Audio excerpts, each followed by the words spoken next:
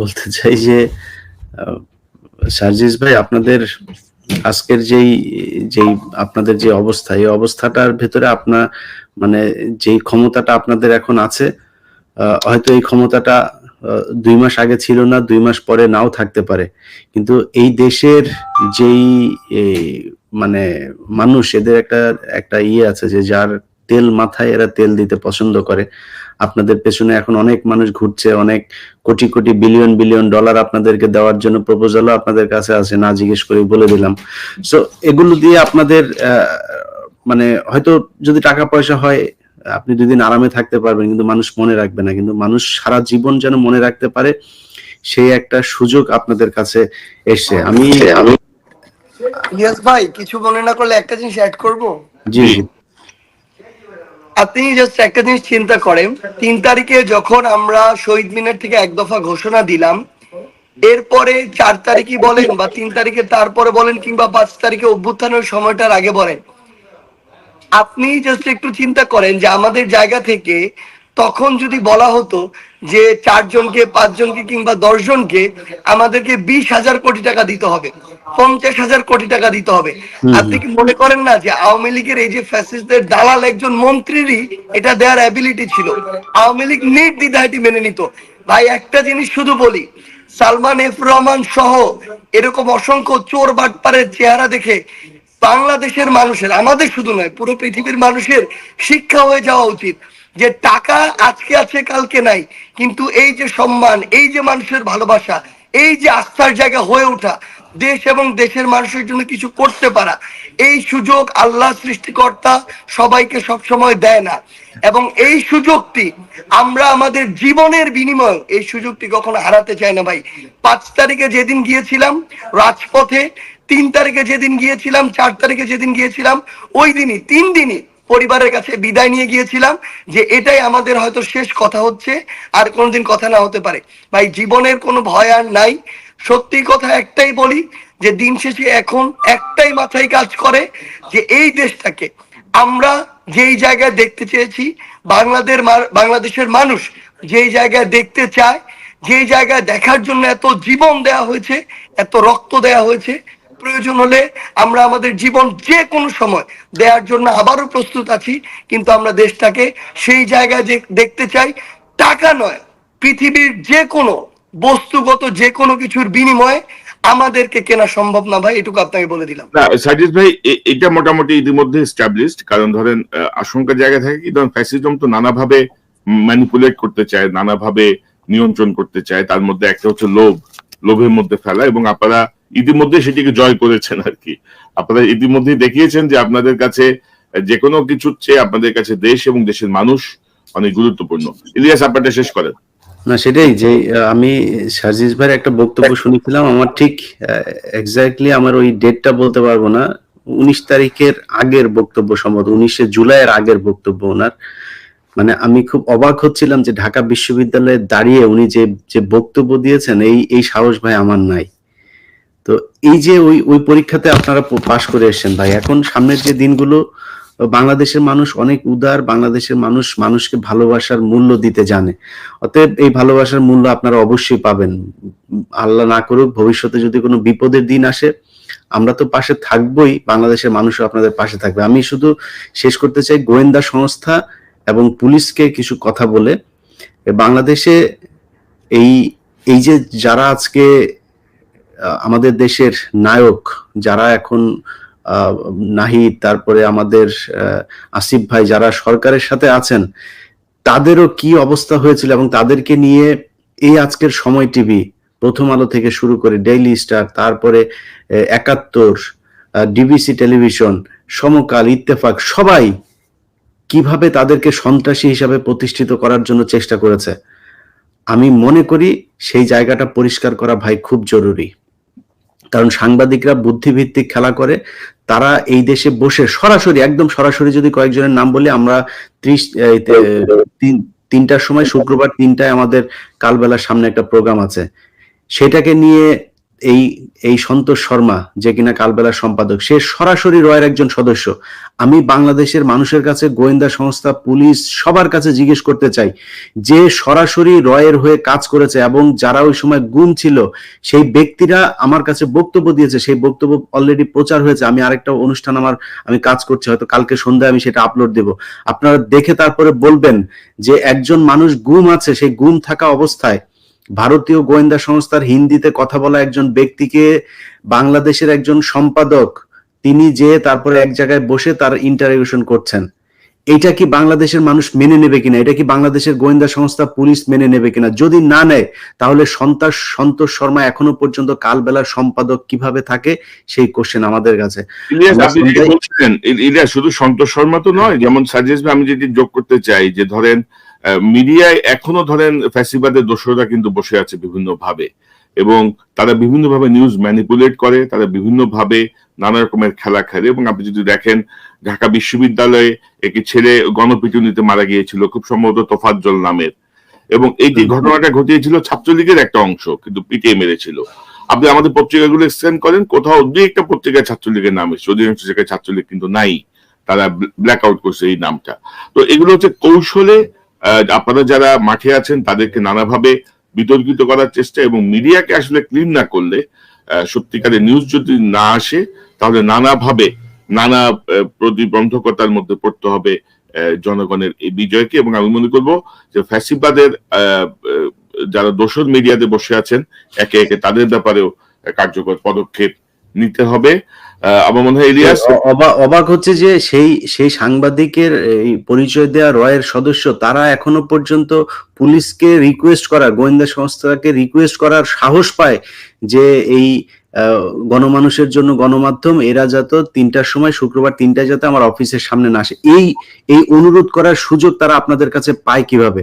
So Sarjis ভাই, আমরা সন্ধ্যায় যে আলাপ করছিলাম, হাসনাত ভাই থাকবে, আপনার যেহেতু আরেকটা অনুষ্ঠানে আপনি যাচ্ছেন, সো হাসনাত ভাই সহ আমরা যারা ওইখানে উপস্থিত থাকবে তাদের সবার কাছে অনুরোধ থাকবে, আমরা খুব শান্তিপূর্ণভাবে, আমরা চাই গণমাধ্যম চলুক, আমাদের গণমাধ্যম সাংবাদিকদের বিরুদ্ধে কোনো আক্রোশ নাই।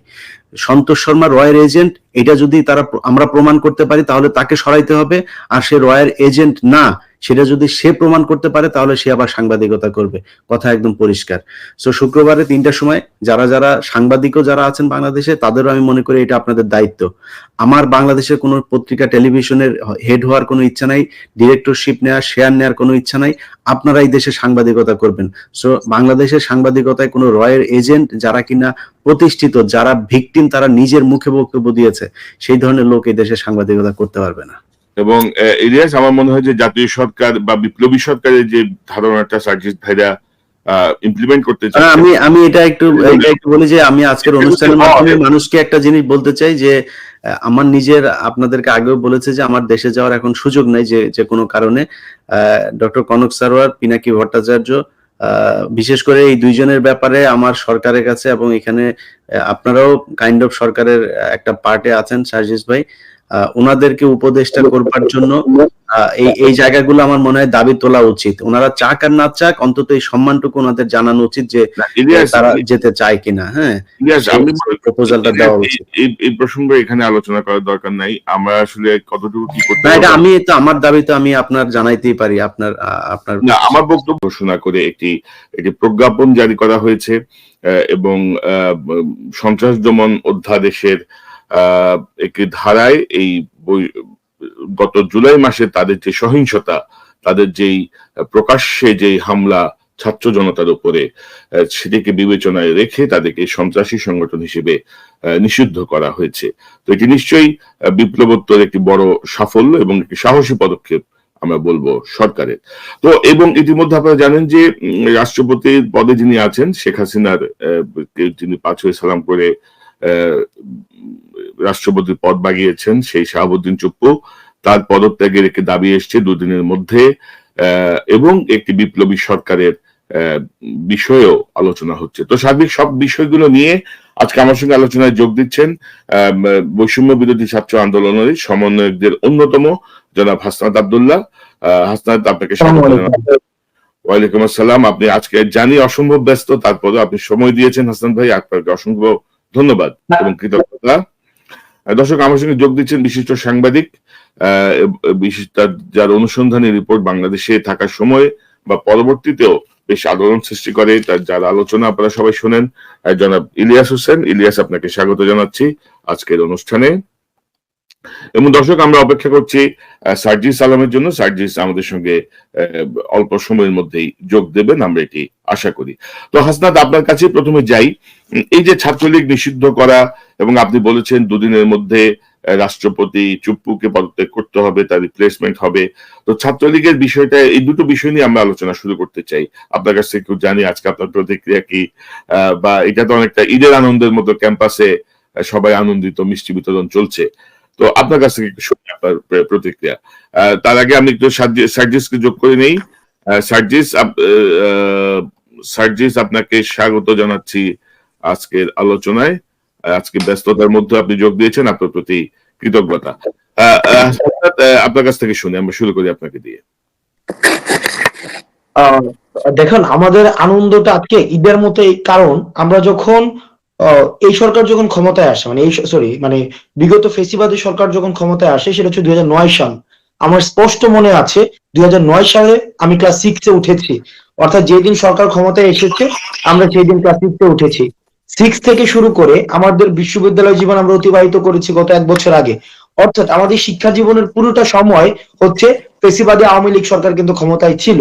অর্থাৎ তাদের শাসন এবং শোষণ এবং ছাত্রলীগের যে একচ্ছত্র আধিপত্য শিক্ষা প্রতিষ্ঠানগুলোতে, আমরা সেটাকে হাই স্কুলে দেখেছি, আমরা সেটাকে কলেজ পর্যায়ে দেখেছি, আমরা সেটাকে বিশ্ববিদ্যালয় ক্ষেত্রে দেখেছি। এবং প্রত্যেকটি আন্দোলনে যে ছাত্রলীগ কিভাবে শিক্ষার্থীদের প্রতি নৃশংসভাবে নির্যাতন করে, অত্যাচার করে এবং নিপীড়ন করে, সেই জিনিসটি আমরা দেখেছি। আমরা একটা দুঃখজনক কষ্টের স্মৃতি নিয়ে আমরা বেড়েছি। আমরা যদি দেখি প্রথমে আমরা দেখি বিশ্বজিতের যে হত্যাটি, আমরা যখন স্কুলে পড়ি, খুব সম্ভবত বিশ্বজিতের যখন হত্যাটি হয়, সেটি আমরা দেখেছি ছাত্রলীগের মধ্য দিয়ে হয়েছে। আবরারের মতো যে ঘটনাটি, সেটি আমাদের মানুষ পটে খুবই স্পষ্ট রয়েছে। এবং গ্যাস্ট্রোম গণরুম কালচারের যেই ধরনের নির্যাতনের, সেগুলো সরাসরি কিন্তু আমরা ভিকটিম। আমরা নিরাপদ সড়ক আন্দোলনে আমরা দেখেছি যে ছাত্রলীগের নেতাকর্মীরা কিভাবে শিক্ষার্থীদেরকে কিভাবে নির্যাতন করেছে, নিপীড়ন চালিয়েছে। 7 কলেজ বিরোধী আন্দোলনে আমরা দেখেছি কিভাবে নির্যাতন নিপীড়ন চালিয়েছে। কোটা সংস্কার আন্দোলনে আমরা দেখেছি 28 অক্টোবরে, এবং প্রত্যেকটি নির্বাচনের ক্ষেত্রে আপনি যদি দেখেন, নির্বাচনের ক্ষেত্রে এই যে ভোট কেন্দ্রগুলোতে কারা ভ্যানগার্ড হিসাবে কাজ করতো, এই যে আগের রাতে যে ইলেকশন হতো, ইলেকশনে কারা প্যারামিলিশিয়া হিসাবে কাজ করতো, এজেন্ট হিসেবে ছাত্রলীগ হচ্ছে এজেন্ট হিসেবে কাজ করতো। দেখা যেত কি, নির্বাচনে ভোট দিয়ে এসে একজন 25টা 30টা ভোট দিয়েছে, সেটা তারা বীর দর্পে সেটা তারা প্রকাশ এবং প্রচার করত। এই জিনিসগুলো মানুষের মধ্যে, শিক্ষার্থীদের মধ্যে বছরের পর বছর একটি অস্বস্তি রেখেছে। এই যে আমরা যারা বিশ্ববিদ্যালয়ে পড়েছি, আমরা যখন ক্যাম্পাসে এসেছি, আমি যাদের 16 সালে ক্যাম্পাসে এসেছি, আমি ক্যাম্পাসে আসার পরে আমি সেখানে দেখেছি যে প্রথম যে ঘটনাটা আমার মানুষ পটে, সেটা হচ্ছে স্পষ্ট, সেটা হচ্ছে গ্যাস্ট্রোম গণরুম কালচার। আমাদেরকে প্রথম দিনই আমাদেরকে গ্যাস্ট্রোমে ঢুকিয়ে সেখানে জয় বাংলা স্লোগান দিতে বাধ্য করা হতো, এবং আমাদেরকে বাধ্যতামূলক ছাত্রলীগের প্রোগ্রামে যেতে হতো। যারা ছাত্রলীগের প্রোগ্রামে যেত না তাদেরকে সিট দেওয়া হতো না, তাদেরকে গণরুমে জায়গা দেওয়া হতো না। আমাদের ক্লাস পরীক্ষা মিস দিয়ে হলো ছাত্রলীগের প্রোগ্রামে আমাদেরকে যেতে বাধ্য করা হতো। এই যে নৃশংসতা, পরীক্ষার আগের দিনও আমাদেরকে প্রোগ্রাম করতে হতো, ছাত্রলীগের নামে স্লোগান দিতে হতো। তো এই যে দেখেন, একটা পলিটিক্যাল কোয়ারশন, পলিটিক্যাল বছরের পর বছর এই যে নির্যাতনের সংস্কৃতিটি, এটি সাধারণ শিক্ষার্থীদের মধ্যে ক্ষোভের সৃষ্টি করে।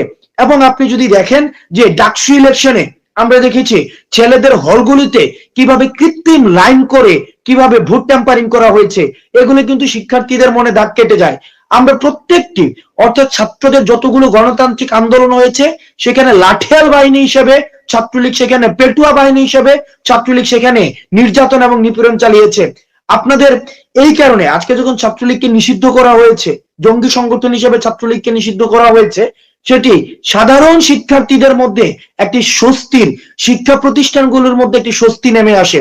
এবং ছাত্রলীগের যে কফিনের লাস্ট প্যারেকটা হয় 15 জুলাই যে নির্যাতনটি চালায়, বাংলাদেশের প্রতিটি শিক্ষা প্রতিষ্ঠানে ছাত্রলীগ যেভাবে নৃশংসভাবে নির্যাতন চালায়, এই নির্যাতনের মধ্য দিয়ে 24 পরবর্তী বাংলাদেশে ছাত্রলীগের যে প্রাসঙ্গিকতা, সে প্রাসঙ্গিকতা হারিয়ে ফেলে।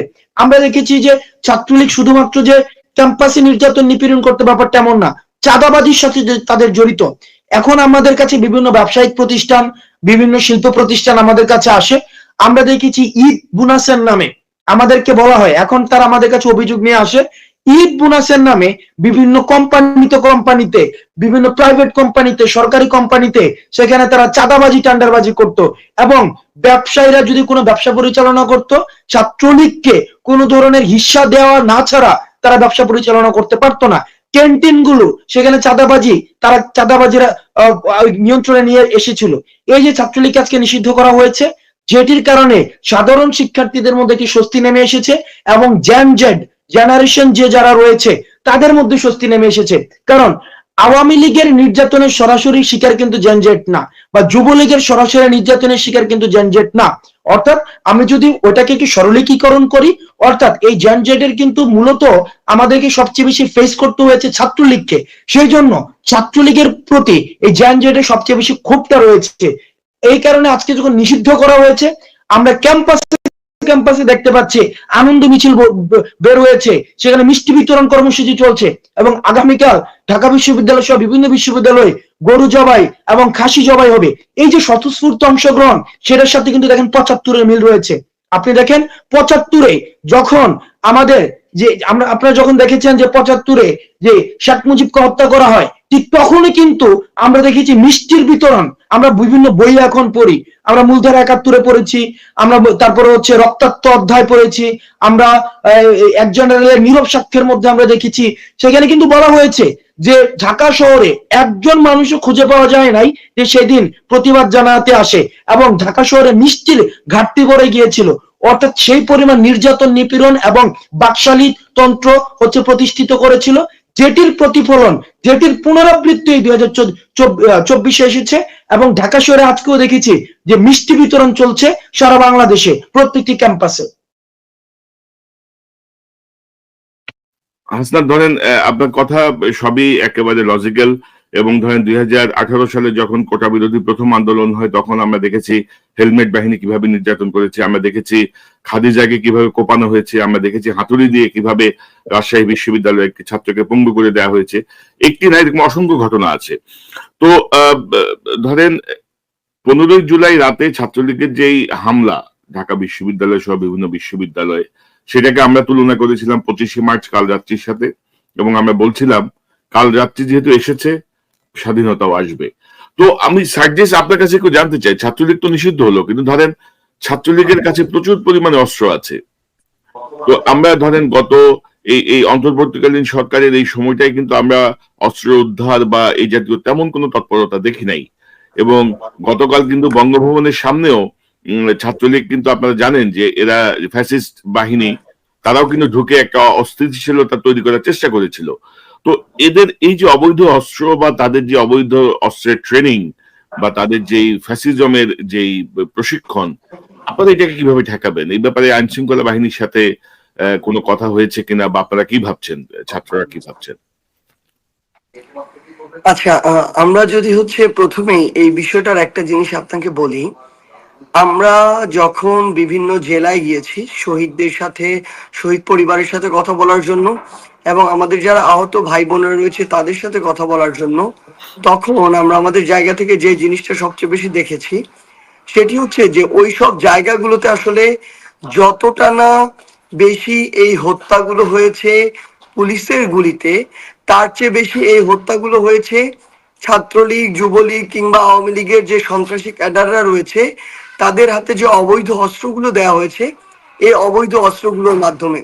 এবং আমরা বিভিন্ন জেলাগুলো থেকে আমাদেরকে এভাবে বলা হয়েছে যে যুবলীগ, ছাত্রলীগ কিংবা আওয়ামী লীগের যে ক্যাডাররা, তারা পুলিশের সাথে একই সাথে, ইভেন তারা পুলিশের সামনে গিয়ে তাদের জায়গা থেকে ইচ্ছা মতো গুলি ছুড়েছে। আমরা এখনো অসংখ্য ভিডিও দেখি ঢাকার রাস্তাগুলোতে, অনেক এরকম ভাই রয়েছে যারা একা একা রাস্তার ধার দিয়ে চলে যাচ্ছিল, আন্দোলনে অংশগ্রহণ করেছিল কিংবা হাঁটছিল, তাদেরকে এই অবৈধ অস্ত্র দিয়ে ছাত্রলীগের সন্ত্রাসীরা গুলি করেছে, এরপরে বুনো উল্লাস করেছে। অনেকটা এগুলোকে ছোটবেলা যেমন খেলনা পিস্তল গুলো নিয়ে ছোট বাচ্চারা খেলে, ঠিক সেরকম করে মানুষের জীবনগুলো নিয়ে এই সন্ত্রাসী ছাত্রলীগের অনেক সদস্যরা একদম জীবন নিয়ে ছেলে খেলা করেছে। এই কাজগুলো শুধু ঢাকায় নয়, আপনি যদি খোঁজ নিয়ে দেখেন, ঢাকা, নারায়ণগঞ্জ, গাজীপুর, মুন্সিগঞ্জ, নরসিংদী থেকে শুরু করে টাঙ্গাইল থেকে শুরু করে যে বিভিন্ন জেলায়, বাংলাদেশের এই জেলাগুলোতে ছাত্রলীগ এই অবৈধ অস্ত্রগুলো তাদের কাছে হাজার হাজার অস্ত্র সাপ্লাই দেওয়া হয়েছে এবং এই অস্ত্রগুলো এখনো তাদের কাছে আছে। এবং সবচেয়ে বড় কথা, তারা এতটাই নির্লজ্জ, বিবেক বোধহীন, আজকে তারা ছাত্রলীগ নিয়ে বিভিন্ন পোস্ট দিচ্ছে। অর্থাৎ এদের মধ্যে বিন্দুমাত্র অনুশোচনা নাই যে তারা অসংখ্য এরকম ভাই বোনকে হত্যা করেছে এবং তারা এই খুনগুলোর জন্য দায়ী। এবং সবচেয়ে বড় কথা হচ্ছে, এই যে ব্যক্তিত্বহীন মানুষগুলো, এই মানুষগুলো এখনো ফেসবুকে বা সোশ্যাল মিডিয়া তাদের এই পোস্টগুলো দিতে পারছে আজকে ছাত্রলীগকে নিষিদ্ধ করার পরে। এই জায়গা থেকে আমরা মনে করি আমাদের অন্তর্বর্তীকালীন সরকারের আইন শৃঙ্খলা রক্ষাকারী বাহিনী বলি, আমার বিচার বিভাগ বলি, এটি তাদের অন্যতম একটি দায়বদ্ধতার জায়গা এবং ব্যর্থতারও জায়গা যে এখনো যারা এই ছাত্রলীগের সেন্ট্রাল কমিটির বা হল প্রেসিডেন্ট সেক্রেটারি যারা সরাসরি এই হত্যাযজ্ঞের সাথে জড়িত ছিল, যারা ওই 15 জুলাই স্পষ্টভাবে তাদের অসংখ্য ফুটেজ রয়েছে, ভিডিও রয়েছে, আমার ভাই বোনদেরকে পিটিয়ে রক্তাক্ত করেছে, ক্যাম্পাস ছাড়া করেছে। আমরা আমাদের জায়গা থেকে দেখেছি যখন তারা ক্যাম্পাস থেকে গিয়েছে, তারা বিভিন্ন জেলায় গিয়ে হেলমেট বাহিনী রূপে আবার ফিরে এসে তারা বিভিন্ন জেলায় থেকে শুরু করে উপজেলায় তাদের এই অবৈধ অস্ত্রগুলো দিয়ে গুলি চালিয়েছে। সেই জায়গায় তারাই আজকে ফেসবুক থেকে পোস্ট দিচ্ছে ছাত্রলীগ নিয়ে। অর্থাৎ এটি অন্তর্বর্তীকালীন সরকারের অন্যতম, অবশ্যই আমি বলবো এই জায়গায় তাদের অনেক বড় একটি সীমাবদ্ধতা প্রকাশ পায় যে এরকম কিন্তু ছাত্রলীগের সন্ত্রাসী ক্যাডার 1-200 রয়েছে যাদের ফেস সবাই চেনে এবং যারা এই কাজগুলোর সাথে যে জড়িত ছিল এগুলোর অসংখ্য ছবি এবং ভিডিও রয়েছে, কিন্তু তাদেরকে এখন পর্যন্ত গ্রেপ্তার করা হচ্ছে না। অথচ ওই ফ্যাসিস্ট আওয়ামী লীগের আমলে আমার হাজার হাজার ভাই বোনকে জাস্ট মিথ্যা এবং বানোয়াট মামলাগুলো দিয়ে বাংলাদেশের বিভিন্ন রাজনৈতিক দলের অসংখ্য নেতাকর্মীকে মিথ্যা বানোয়াট মামলাগুলো দিয়ে তাদেরকে বছরের পর বছর তাদেরকে জেলে বন্দি করে রাখা হয়েছে।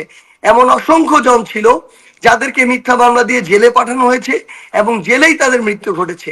সেই জায়গা থেকে আমরা আমাদের জায়গা থেকে মনে করি যে অন্তর্বর্তীকালীন সরকারে অতি দ্রুত সময়ে এ সকল ছাত্রলীগ নামক যে সন্ত্রাসী ছিল তারা একটি নিষিদ্ধ সংগঠনের সদস্য এবং তারা আসলেই সন্ত্রাসী এবং তাদের এই প্রত্যেকটি প্রমাণ রয়েছে, ছবি রয়েছে, ভিডিও রয়েছে। তারা যদি চায় আমরা সেগুলো সাপ্লাই করতে পারবো, সোশ্যাল মিডিয়া অহরহ এগুলো রয়েছে।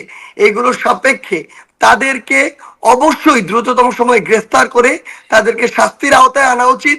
যদি না আনতে পারে তাহলে এই 24-এর অভ্যুত্থানের যে স্পিরিট এবং এই অভ্যুত্থানে যে অসংখ্য জীবনের যে ত্যাগ, জীবনের যে বিনিময়, যে রক্তাক্ত যে আমাদের জুলাই, এগুলো সকল কিছুর কাছে এই অন্তর্বর্তীকালীন সরকারের যে সবচেয়ে বড় দায়বদ্ধতা, সেই দায়বদ্ধতার জায়গাটি তাদের সবচেয়ে বড় প্রশ্নবিদ্ধ হয় এবং এটি যদি হয়ে থাকে তাহলে তাদের সবচেয়ে বড় যে দায়টি, সেই দায়টিতে তারা ব্যর্থ হবে।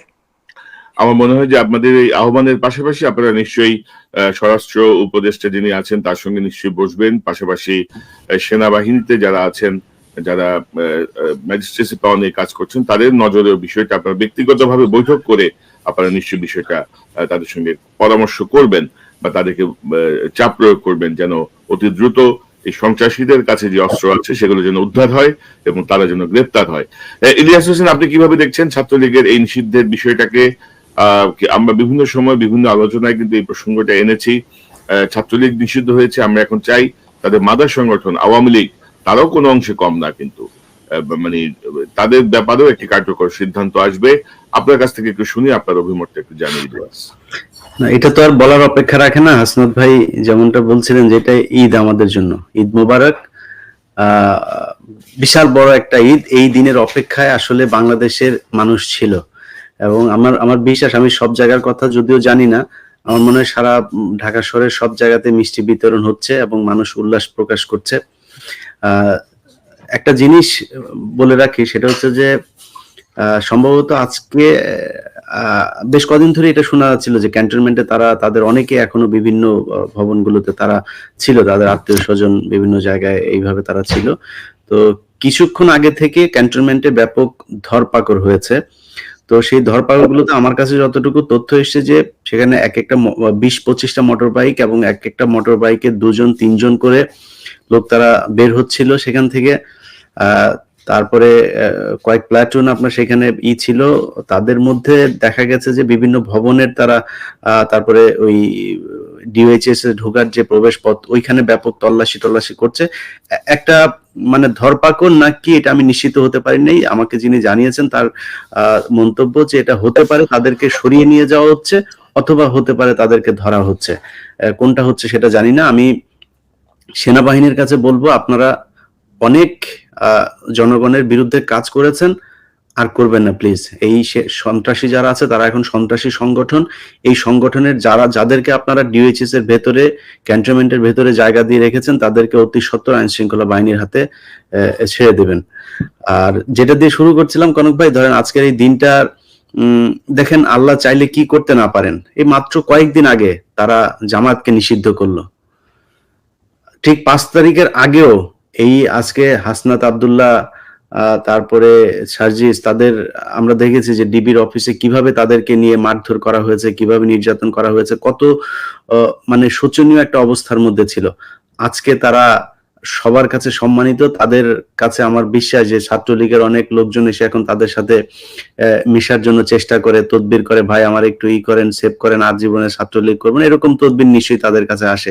সো দিনটা এইভাবেই পরিবর্তন হয়েছে। আল্লাহ চাইলে সবকিছুই করতে পারেন, এটা আমার মনে হয় সবার মনে রাখা উচিত। এবং এখন যে সরকার আছে সেই সরকারের কাছে দাবি থাকবে যে দেখেন এটা আমার মনে হয় এতদিন দেরি করার কোনো কারণ ছিল না। এখনো ছাত্রদেরকে কেন এই বঙ্গভবনে যেতে হবে যে চুপ্পুকে সরানোর জন্য? চুপ্পু তো শেখ হাসিনার প্রোডাক্ট, এটা তো তার ঘোষিত প্রোডাক্ট, সে নিজে বলেছে যে সে আওয়ামী লীগের। তো তাকে সরানোর জন্য এতদিন করতে হবে কেন? বিপ্লবী সরকার তো বিপ্লব দিয়ে ক্ষমতায় এসছে, তাদের এত হাদিস কোরআন তারপরে আইন সংবিধান মেনে তারপরে তাকে সরাইতে হবে কিসের জন্য? তাকে সরানো উচিত। আমরা চাই ডক্টর মোহাম্মদ ইউনূস নিজেই প্রেসিডেন্ট হোক। সে প্রেসিডেন্ট হলে তো সারা পৃথিবীতে আমরা বলতে পারি যে সে আমাদের প্রেসিডেন্ট হইতে পারে। একটা হ্যাঁ না ভোট করেও সে তার এই বৈধতাটা নিতে পারে যদি সে বৈধতার চিন্তাও করে। তাকে কেন রাখতে হবে? যদি এদের মতো লোকজনকে রাখা হয় এইভাবে একটার পর একটা তারা বিভ্রান্ত তৈরি করবে। এবং অনেক মানুষই আমাকেও বলেছে, আপনাকে নিশ্চয়ই বলেছে যে ভাই শেখ হাসিনা শুনলাম ঢুকে যাচ্ছে দেশে, ভাই সেনাবাহিনীর ভেতরে নাকি নানান ধরনের, এগুলো ওদের এই ফেসবুকের গুজব লিক, এই সিআরআই থেকে শুরু করে তারা তো এখনো তৎপর, তারা এগুলো করে যাচ্ছে। আপনি বাংলাদেশ আওয়ামী লীগের যে ফেসবুক পেজটা আছে সেখানে যদি যান আপনি দেখবেন যে সারাটা দিন গুজব। তাদের কাজই হচ্ছে ওই 10 বছর আগের ছাত্রলীগের আপনার মিছিল সেগুলো এনে এখন চালানো হচ্ছে। এখানে বলা হচ্ছে যে এটা হচ্ছে তাদের নাকি আজকের মিটিং, কালকের মিছিল, এইভাবে বলা হচ্ছে। যাই হোক, সরকারের কাছে অনুরোধ যে হাসনাত সার্জিস সহ যারা সমন্বয়ক আছেন এবং ছাত্র জনতা যারা এখনো মাঠে আছেন তাদের মানে আন্দোলনের সুযোগ নিয়ে কেউ যেন কোনো অপ্রীতিকর ঘটনা ঘটাতে না পারে, সেই জন্য তাদেরকে যতটুকু সম্ভব রিলিজে রাখা উচিত। তাদের জন্য বারবার মাঠে নামতে না হয় দাবি নিয়ে। এটার দায়িত্ব আপনাদেরকে ছাত্ররা সেই দায়িত্ব দিয়েছে, আপনাদের সেই দায়িত্ব পালন করতে হবে। সো শুধু ছাত্রলীগ না, আমি চাই আওয়ামী লীগও সন্ত্রাসী সংগঠন, যুবলীগ সন্ত্রাসী সংগঠন, এবং সেইটা এই আমেরিকা তারপরে ইউরোপ সহ বিভিন্ন দেশে তারা যখন যাচ্ছে, যাওয়ার পথেই যাতে তাদের এই পরিচয়টা তাদের কাছে হোমল্যান্ড সিকিউরিটি থেকে শুরু করে ওইসব দেশে যেসব বর্ডার সিকিউরিটি গার্ড গুলো আছে, ইমিগ্রেশন আছে, তারা যেন এই পরিচয়টা তাদের তালিকাটা জেনেই যাতে বুঝতে পারে ওকে ঠিক আছে এই হচ্ছে এই সংগঠনের এই ছিল, একে এই দেশে ঢুকতে দেওয়া যাবে না। এটা আমার মনে হয় ইউনূস সরকারের পক্ষ থেকে পদক্ষেপটা নেওয়া উচিত। আওয়ামী লীগ, যুবলীগ, ছাত্রলীগ সহ তাদের সব সংগঠন, অঙ্গ সংগঠন সবগুলোকে নিষিদ্ধ করা হোক। ইলিয়াস, এই বিষয়টি নিয়ে ইতিমধ্যে কাজ শুরু হয়েছে আমি যতটুকু জানি, এবং আপনি যেটি বলছিলেন সেনাবাহিনীর গুটি কয়েক অংশ এখনো শেখ হাসিনার পক্ষে, বাট অধিকাংশ সেনাবাহিনীর সদস্য যারা আছেন সৈনিক থেকে শুরু করে কর্মকর্তা, অফিসার, সবাই জনগণের পক্ষে। এবং এই পক্ষে থাকার কারণেই আসলে হাসিনার মতো একটি ফ্যাসিস্ট পালিয়ে যেতে বাধ্য হয়েছে। তো সেনাবাহিনীকে আমরা অবশ্যই ধন্যবাদ জানাই, এবং আমরা মনে করি যারা এখনো শেখ হাসিনাকে আবার ফিরিয়ে আনার স্বপ্ন দেখছে তাদের ব্যাপারে কার্যকর পদক্ষেপ নেওয়া হবে। এটা খুব গুটি কয়েক হাতে গোনা কিছু ব্যক্তি বসে আছেন।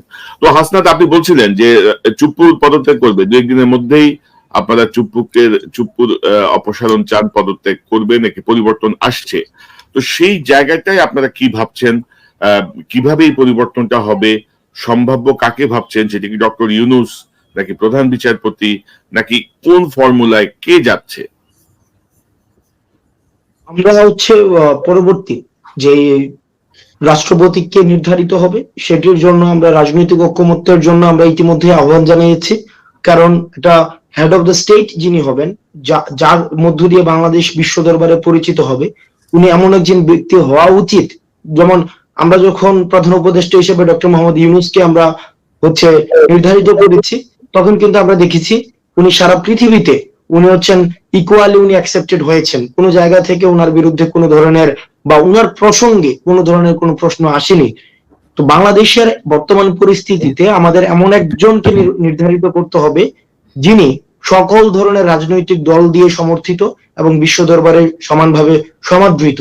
সেই জায়গাটি থেকে আমরা মনে করছি যদি আমরা ফেসিবাদ বিরোধী যতগুলো রাজনৈতিক দল ছিল, এই ফেসিবাদ বিরোধী রাজনৈতিক দলগুলোর বিরুদ্ধে গিয়ে আমরা ওই অন্তর্বর্তীকালীন সরকার যদি নিজে কোনো ধরনের সিদ্ধান্ত নিয়ে নেয়, সেটি ততটা হচ্ছে গ্রহণযোগ্য আমি মনে করি আমাদের জায়গা থেকে তার চেয়ে বেশি ভালো হবে। মানে সবচেয়ে বেশি ভালো হবে আমাদের ফেসিবাদ বিরোধী যতগুলো রাজনৈতিক দল, কয়েকটি রাজনৈতিক দল ছাড়া আওয়ামী লীগ সেখানে কোনো ধরনের জায়গা পাবে না, এবং 14 দল আওয়ামী লীগ এবং 14 দলের যারা, তাদের সাথে কোনো ধরনের আলাপ পরামর্শ সংলাপ কোনো কিছুই না। এবং হচ্ছে জাতীয় পার্টি যারা এই ফেসিবাদকে এই গত 16 বছর ধরে পৃষ্ঠপোষকতা দিয়ে প্রচার এবং প্রসার করেছে, যেটাকে সুসংগঠিত হওয়ার জন্য এই 16 বছর ধরে সমর্থন জুগিয়ে গিয়েছে আওয়ামী লীগ এবং 14 দল এবং জাতীয় পার্টি, এই 3টি দল ছাড়া বাকি যেই ফেসিবাদ বিরোধী ঐক্যবদ্ধ রাজনৈতিক দলগুলো আছে সবার সমর্থন নিয়ে আলোচনা প্রসঙ্গে আমাদের আলোচনা সাপেক্ষে আমাদের একজনকে আমাদেরকে নির্ধারিত করতে হবে। তবে সেই জায়গায় একটি বিষয় মাথায় রাখতে হবে, আমরা যে সাংবিধানিক ধারাবাহিকতা রাখার কথাটি বলছি, সেটি কিন্তু আমরা 72-এর সাংবিধানিক ধারাবাহিকতার কথা বলছি। কিন্তু একটা বিপ্লবে আমরা যে বিপ্লবটি করেছি গণ অভ্যুত্থানের পরে, এই যে মুজিববাদী 72-এর সংবিধানের কোনো ধরনের প্রাসঙ্গিকতা নেই। এখন এই জায়গায় দাঁড়িয়ে কোন রাজনৈতিক দল, ফেসিবাদ বিরোধী কোন রাজনৈতিক দলও যদি আবার এই মুজিববাদী 72-এর সংবিধানের পক্ষে অবস্থান নেয়, তাহলে এই গণ অভ্যুত্থানে তাদের যে অবস্থানটি সেটিকে আমরা মনে করি প্রশ্নবিদ্ধ করে। সেই জায়গাটি থেকে আমরা গতকাল আমাদের 5 দফা দিয়েছি। এই 5 দফার মধ্যে প্রথম দফাটি হচ্ছে মুজিববাদী 72-এর সংবিধানটি যেটি রয়েছে সেটিকে ছুঁড়ে ফেলে দিয়ে নতুন করে সংবিধানকে লিখতে হবে, যেটির মধ্য দিয়ে বেসিক্যালি হচ্ছে আমাদের মুজিববাদী চেতনার আওয়ামী শক্তি ফেসিবাদ হয়ে উঠতে পেরেছে। আমরা যদি সেই সংবিধানটিকে বলবৎ রাখি, দিন শেষে কিন্তু আমাদের কোনো ধরনের আলটিমেটলি আমাদের যে গণ অভ্যুত্থানটি হয়েছে সেই গণ অভ্যুত্থানটি বিপ্লবের দিকে পরিণত হবে না। সুতরাং এই বিপ্লবটিকে যদি আমরা কার্যকর করতে চাই, চুপ্পুর অপসারণের পাশাপাশি আমাদের 72-এর সংবিধানটি, মুজিববাদী সংবিধানটি ছুঁড়ে ফেলে দিয়ে নতুন করে সংবিধান লিখতে হবে। কোনো মুজিববাদী বা নির্দিষ্ট কোনো রাজনৈতিক দলের অংশগ্রহণ না, বরং সেখানে গণমানুষের আশা আকাঙ্ক্ষার প্রতিফলন করবে। যেখানে গণমানুষের, যারা এই গণ অভ্যুত্থানে এসেছে ফেসিবাদ বিরোধী শক্তি ছিল, তাদের আশা আকাঙ্ক্ষার প্রতিফলন আমাদের এই 24 পরবর্তী সংবিধানে ঘটবে, এবং সেটার প্রত্যাশার জন্যই আমরা হচ্ছে রাজনৈতিক দলের সাথে আমরা কথাবার্তা বলছি। তো সার্জিস, আপনি কি মনে করেন চুপ্পুর বিদায় কি আরো সময় লাগবে আমাদের? চুপ্পু কবে নাগাদ বিদায় নিতে পারে বলে আপনি মনে করেন? বা এই যে হাসনাত যে বলছেন যে একটু ঐক্যমত্যের বিষয় রাজনৈতিক দলগুলোর, এই ব্যাপারে কি কাজ শুরু হয়েছে কিনা? কবে নাগাদ আমরা এই শুভ সংবাদটি শুনতে পাবো যে চুপ্পু বিদায় নিয়েছে?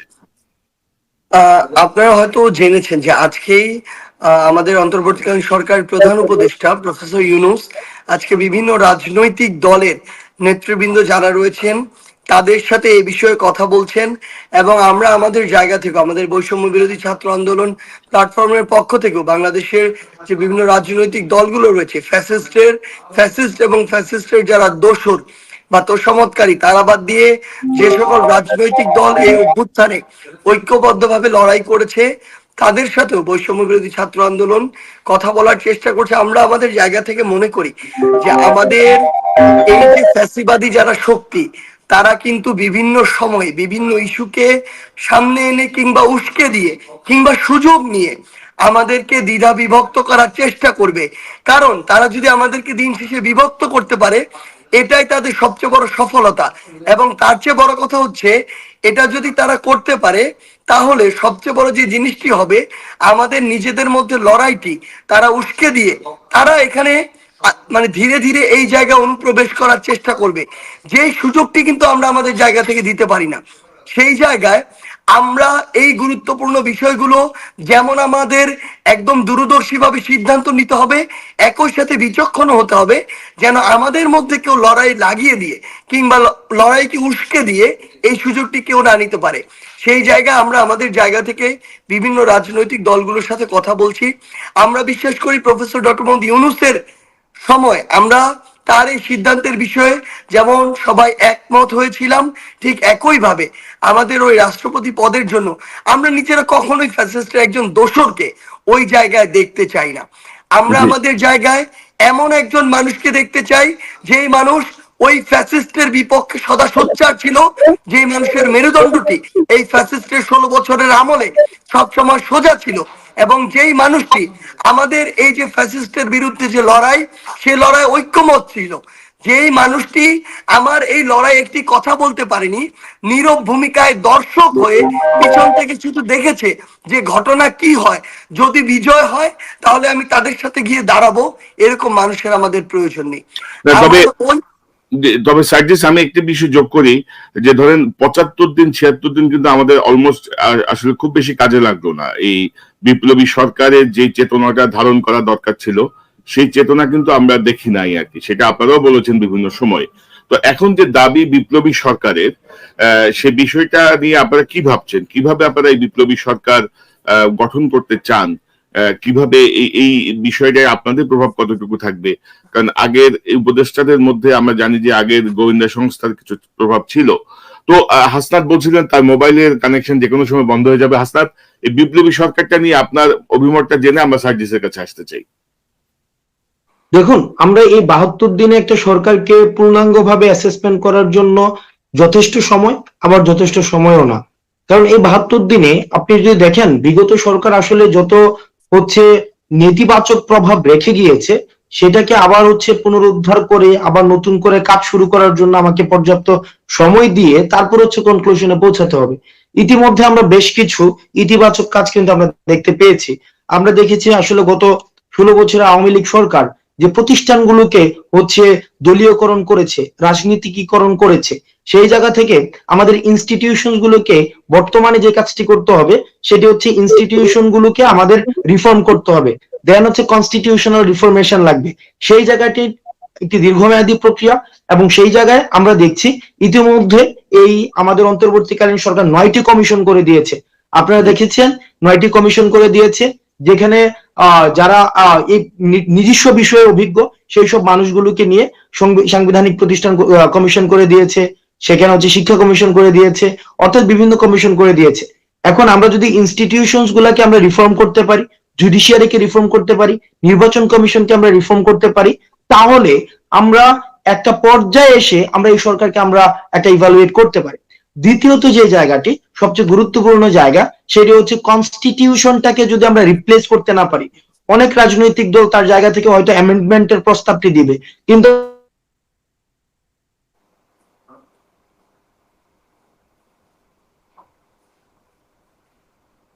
সার্জিসের কি ব্যাটারির বোধহয় শেষের পথে, অথবা আমি দেখি সার্জিসের কানেকশনে কি হয়। হাসনাতের সম্ভবত সংযোগে কোনো সমস্যা হচ্ছে। সার্জিস, আপনি যদি একটু একটু একটু যোগ করেন আর কি, যে আপনারা বিপ্লবী সরকারটাকে কিভাবে ভাবছেন? আচ্ছা, আমরা যদি আমাদের জায়গা থেকে বলি, আসলে আমাদের সত্যি কথা বলতে এই অভ্যুত্থানের কিংবা এই বিপ্লবের আসলে ডিমান্ডই ছিল ওই মুহূর্তে আমরা যদি একটি বিপ্লবী সরকার গঠন করতে পারতাম, তাহলে আসলে আমাদের এখন মনে হচ্ছে যে ওই জায়গাটিতে আমরা যে ফলাফলটি প্রত্যাশা করি সেই ফলাফলটি সবচেয়ে কাঙ্ক্ষিত ফলাফল হতো। কিন্তু ওই মুহূর্তে আসলে সত্যি কথা এটাই যে ওই মুহূর্তে আমাদের কিছু সীমাবদ্ধতাও ছিল, হয়তো সেখানে আমাদের অভিজ্ঞতার কিছু সীমাবদ্ধতা ছিল, কিংবা ওই মুহূর্তে আমাদের একটু সুসংগঠিত যে ফোর্স সেটির একটি সীমাবদ্ধতা ছিল। পুরো বাংলাদেশের ছাত্র জনতা কিন্তু ওই এক দফায় রাস্তায় নেমে এসেছিল, কিন্তু এটিও সত্য যে ওই মুহূর্তে আমরা রাস্তায় আমাদের ডাকে সকলে নেমে এসেছে, কিংবা আমরা সকলে রাজপথে ঐক্যবদ্ধভাবে এক দফাতে নামতে পেরেছি, কিন্তু এই যে প্রত্যেকটি জায়গা ঐক্যবদ্ধ একটি ফোর্স, বিপ্লবী ফোর্স, এটি কিন্তু ওই মুহূর্তে ছিল না। এবং সেটি সীমাবদ্ধতা অনুভব করে আমরা ওই মুহূর্তে অন্তর্বর্তীকালীন সরকারের দিকে গিয়েছিলাম। কিন্তু ওই মুহূর্তে যদি আমরা এরকম একটি বিপ্লবী ফোর্স আমরা গঠন করতে পারতাম যাদের সকলের অংশগ্রহণ ছিল এই বিপ্লবে, তাহলে তারা এই স্পিরিটটিকে ধারণ করে আমরা আমাদের জায়গা থেকে মনে করি যে সবচেয়ে বেশি ইফেক্টফুলি আমাদের এই কাজগুলো বা এই যে বাংলাদেশের মানুষ যেভাবে সংস্কারগুলো করা প্রত্যাশা করে সেগুলো হতো। আপনারা যদি একটু লক্ষ্য করেন, বর্তমানে এই অন্তর্বর্তীকালীন সরকারে আমরা বিভিন্ন আমাদের জায়গা থেকে বিভিন্ন উপদেষ্টাকে দেখি।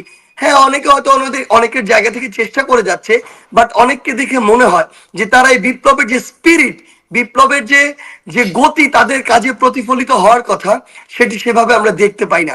সেই জায়গায় আমার মনে হয় এরকম একটি বিপ্লবী সরকারের ক্ষেত্রে আসলে পার্টিসিপেশনটা আরো বাড়াতে হবে। তাদের যাদের এই বিপ্লবে প্রত্যক্ষ এবং পরোক্ষভাবে গুরুত্বপূর্ণ ভূমিকা ছিল, এমনও হতে পারে যে এখানে যদি আমরা যদি দেখি যে আমাদের এই বিপ্লবে কিন্তু বিভিন্ন রাজনৈতিক দল ছিল যারা ঐক্যবদ্ধ হয়ে এই বিপ্লবে অংশগ্রহণ করেছিল।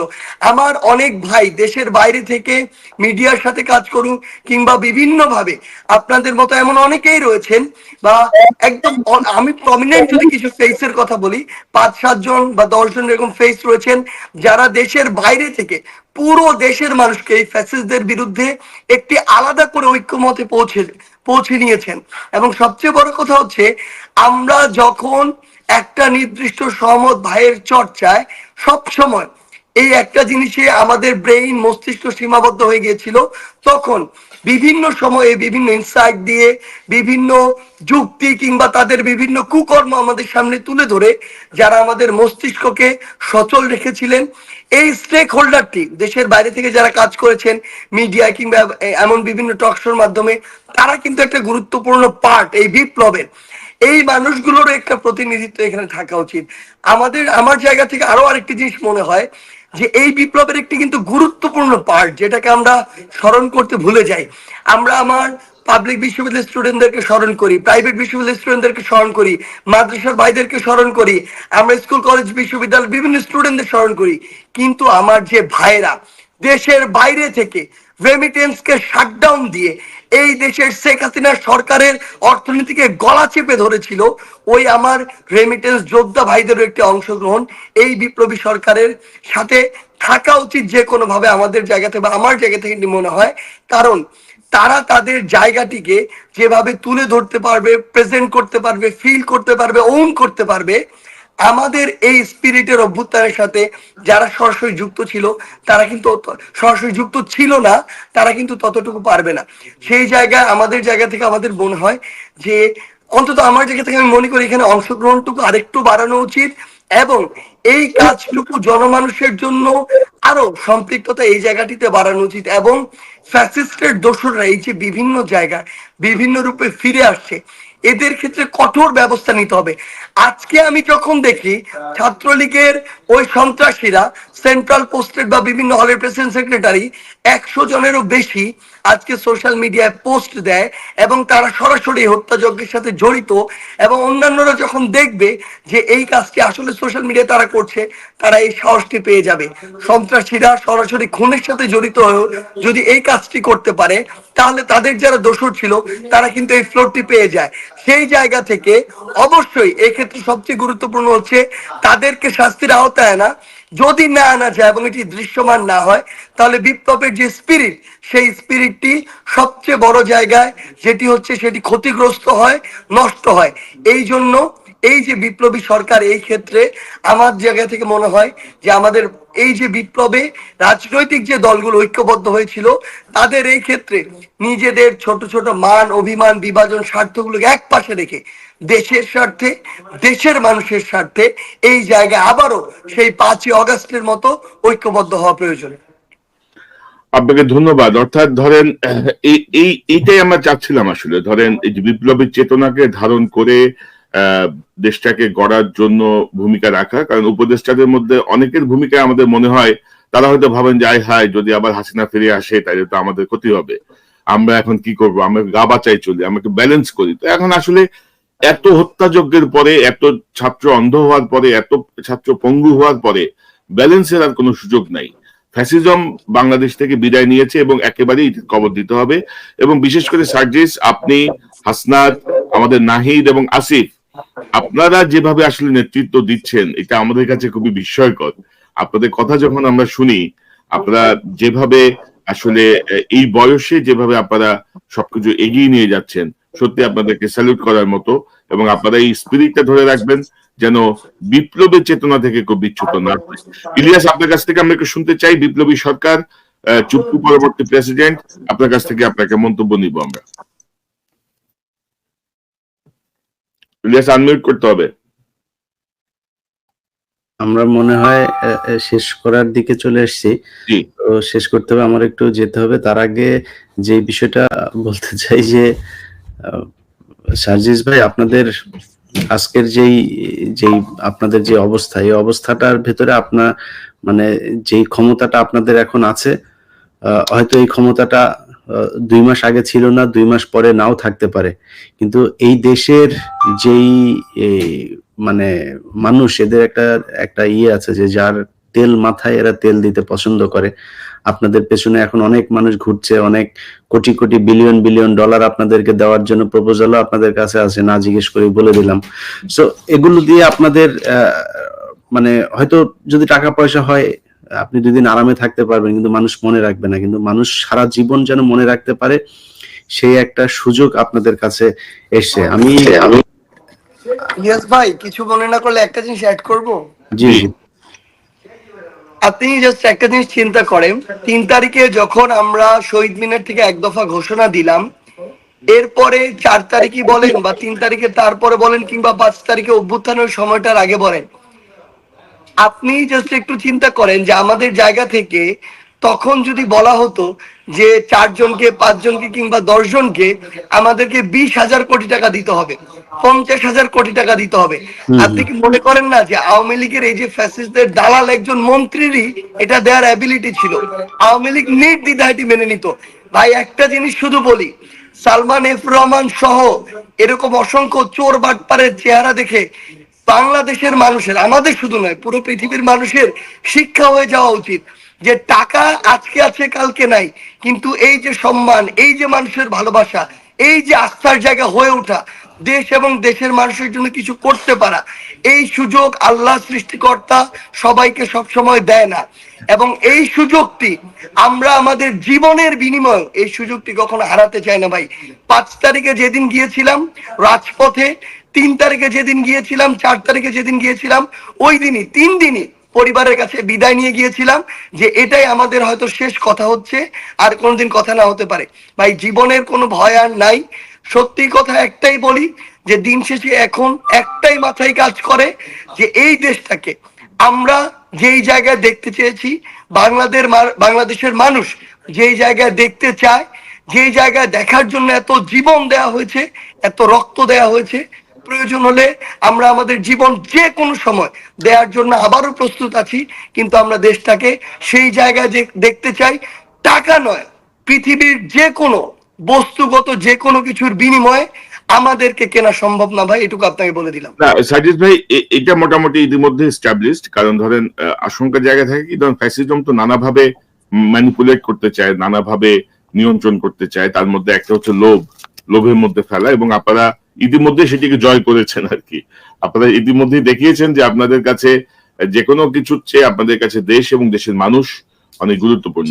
ইলিয়াস, আপনারটা শেষ করেন। না সেটাই যে আমি সার্জিস ভাইয়ের একটা বক্তব্য শুনেছিলাম, আমার ঠিক এক্স্যাক্টলি আমার ওই ডেটটা বলতে পারবো না, 19 তারিখের আগের বক্তব্য, সম্ভবত 19 জুলাইয়ের আগের বক্তব্য ওনার।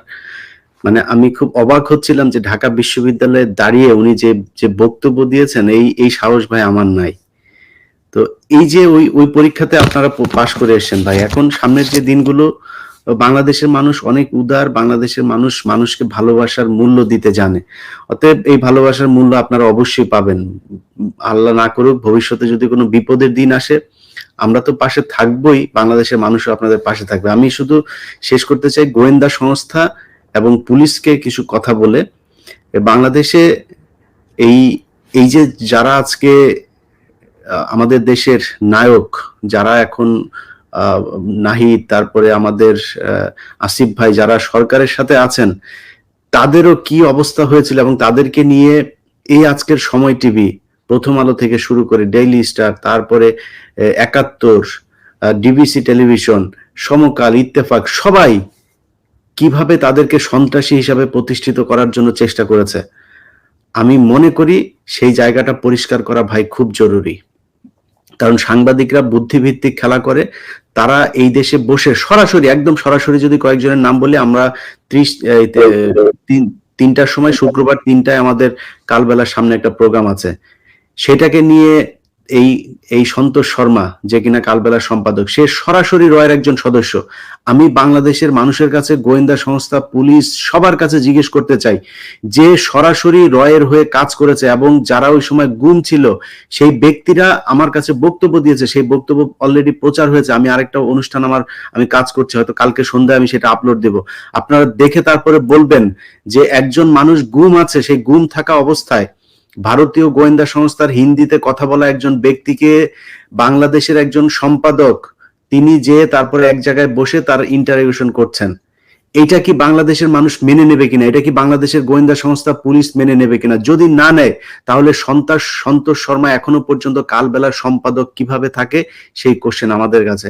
ইলিয়াস, আপনি যেটা বলছিলেন, ইলিয়াস, শুধু সন্তোষ শর্মা তো নয়, যেমন সাজেস্ট আমি যদি যোগ করতে চাই, যে ধরেন মিডিয়ায় এখনো ধরেন ফ্যাসিবাদের দোসররা কিন্তু বসে আছে বিভিন্ন ভাবে, এবং তারা বিভিন্ন ভাবে নিউজ ম্যানিপুলেট করে, তারা বিভিন্ন ভাবে নানা রকমের খেলা খেলে। এবং আপনি যদি দেখেন, ঢাকা বিশ্ববিদ্যালয়ে একটি ছেলে গণপিটুনিতে মারা গিয়েছিল, খুব সম্ভবত তোফাজ্জল নামের, এবং এই যে ঘটনাটা ঘটিয়েছিল ছাত্রলীগের একটা অংশ, কিন্তু পিটিয়ে মেরেছিল। আপনি আমাদের পত্রিকাগুলো স্ক্যান করেন, কোথাও দুই একটা পত্রিকায় ছাত্রলীগের নাম এসেছে, অধিকাংশ জায়গায় ছাত্রলীগ কিন্তু নাই, তারা ব্ল্যাক আউট করছে এই নামটা।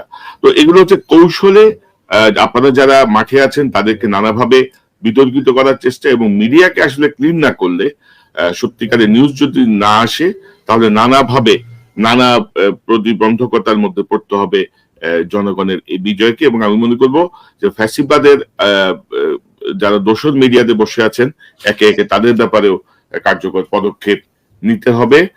আমার মনে হয় ইলিয়াস, অবাক হচ্ছে যে সেই সাংবাদিকের এই পরিচয় দেওয়া রয়ের সদস্য, তারা এখনো পর্যন্ত পুলিশকে রিকোয়েস্ট করার, গোয়েন্দা সংস্থাকে রিকোয়েস্ট করার সাহস পায় যে এই গণমানুষের জন্য গণমাধ্যম, এরা যাতে 3টার সময়, শুক্রবার 3টায় যাতে আমার অফিসের সামনে না আসে, এই অনুরোধ করার সুযোগ তারা আপনাদের কাছে পায় কিভাবে? সো সার্জিস ভাই, আমরা সন্ধ্যায় যে আলাপ করছিলাম, হাসনাত ভাই থাকবে, আপনার যেহেতু আরেকটা অনুষ্ঠানে আপনি যাচ্ছেন, সো হাসনাত ভাই সহ আমরা যারা ওইখানে উপস্থিত থাকবে, তাদের সবার কাছে অনুরোধ থাকবে, আমরা খুব শান্তিপূর্ণভাবে, আমরা চাই গণমাধ্যম চলুক, আমাদের গণমাধ্যম সাংবাদিকদের বিরুদ্ধে কোনো আক্রোশ নাই। সন্তোষ শর্মা রয়ের এজেন্ট, এটা যদি আমরা প্রমাণ করতে পারি, তাহলে তাকে সরাইতে হবে। আর সে রয়ের এজেন্ট না, সেটা যদি সে প্রমাণ করতে পারে, তাহলে সে আবার সাংবাদিকতা করবে, কথা একদম পরিষ্কার। সো শুক্রবারে 3টার সময় যারা সাংবাদিকও যারা আছেন বাংলাদেশে, তাদেরও আমি মনে করি এটা আপনাদের দায়িত্ব। আমার বাংলাদেশের কোনো পত্রিকা, টেলিভিশনের হেড হওয়ার কোনো ইচ্ছা নাই, ডিরেক্টরশিপ নেওয়ার, শেয়ার নেওয়ার কোনো ইচ্ছা নাই, আপনারা এই দেশে সাংবাদিকতা করবেন। সো বাংলাদেশের সাংবাদিকতায় কোনো রয়ের এজেন্ট, যারা কিনা প্রতিষ্ঠিত, যারা ভিকটিম, তারা নিজের মুখে বক্তব্য দিয়েছে, সেই ধরনের লোক এই দেশে সাংবাদিকতা করতে পারবে না। এবং ইলিয়াস, আমার মনে হয় যে জাতীয় সরকার বা বিপ্লবী সরকারের যে ধারণাটা সার্জিস ভাইরা ইমপ্লিমেন্ট করতে চাই, আমি এটা একটু বলি যে আমি আজকের অনুষ্ঠানের মাধ্যমে মানুষকে একটা জিনিস বলতে চাই, যে আমার নিজের, আপনাদেরকে আগেও বলেছে যে আমার দেশে যাওয়ার এখন সুযোগ নাই, যে কোনো কারণে ডক্টর কনক সারোয়ার, পিনাকি ভট্টাচার্য, বিশেষ করে এই দুইজনের ব্যাপারে আমার সরকারের কাছে এবং এখানে আপনারাও কাইন্ড অফ সরকারের একটা পার্টে আছেন সার্জিস ভাই, ওনাদেরকে উপদেষ্টা করবার জন্য এই জায়গাগুলো আমার মনে হয় দাবি তোলা উচিত। ওনারা চাক আর না চাক, অন্তত এই সম্মানটুকু ওনাদের জানানো উচিত যে তারা যেতে চায় কিনা। হ্যাঁ, আমি প্রপোজালটা দেওয়া উচিত। এই প্রসঙ্গে এখানে আলোচনা করার দরকার নাই। আমরা আসলে কতটুকু কি করতে না, এটা আমি তো আমার দাবি তো আমি আপনার জানাইতেই পারি। আপনার না, আমার বক্তব্য হচ্ছে যে জাতীয় সরকারের, বিপ্লবী সরকারের যে ধারণা, এটি যদি ইমপ্লিমেন্ট হয়, আমার ধারণা আপনি যে অভিযোগগুলো করলেন এখন পর্যন্ত রয়ের এজেন্টরা বিভিন্ন জায়গায় কাজ করছে, ফ্যাসিজমের লোকজন কাজ করছে, গোয়েন্দা সংস্থাকে হুমকি দিচ্ছে, বা পুলিশ বিভিন্ন জায়গায় এখনো অ্যাক্টিভলি কাজ করছে না, আমার মনে হয় এই সকল সমস্যার সমাধান হয়ে যাবে। জনাব সার্জিস আলম, আপনাকে অসংখ্য ধন্যবাদ। ইলিয়াস হোসেন, আপনাকে ধন্যবাদ। সার্জিস ভাই, আপনি যদি শেষ কোনো মন্তব্য করতে চান।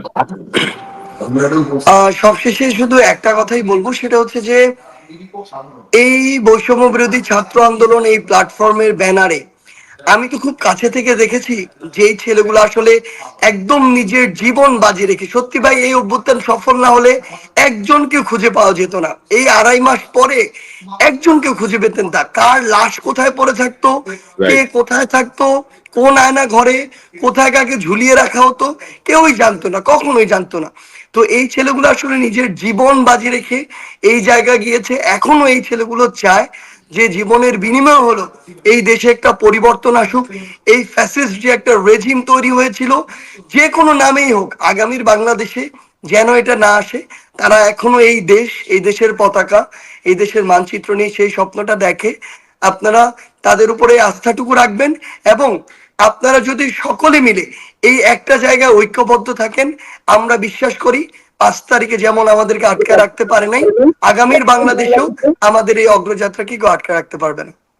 এইটা আমরা বিশ্বাস করি। ইনশাআল্লাহ বিজয় আমাদের সুনিশ্চিত। এবং আমরা একটি পরীক্ষামূলক সময়ের মধ্য দিয়ে গেলাম 2-2.5 মাস, দেখলাম অনেক কিছু, এবং একটা পরিবর্তন যদি আসে, বিপ্লবী সরকার যদি হয়, চুপ্পু যদি বিদায় নেয়, আমার মনে হয় যে একটা মানে একটা ড্রামাটিক একটা চেঞ্জ চলে আসবে, আমাদের সরকারে একটা গতি আসবে, সকল জায়গায় একটা বিপ্লবী স্পিরিট আসবে।